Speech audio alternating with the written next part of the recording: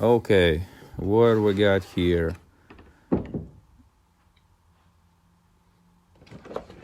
Okay. Where is the stuff?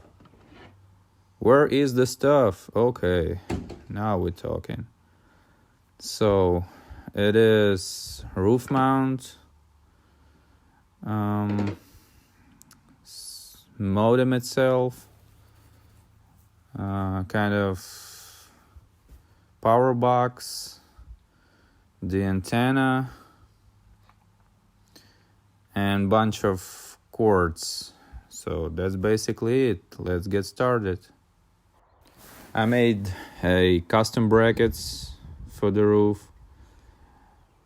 This way it will be more sturdy, and also I can slide it out easily if I move out or something.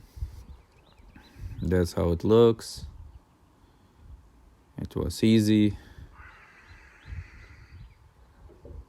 That's the final product, so it's bolted down to the roof and it's not go anywhere.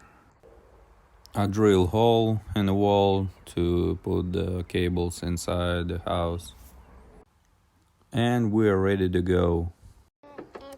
And action. Now it's looking for the satellites.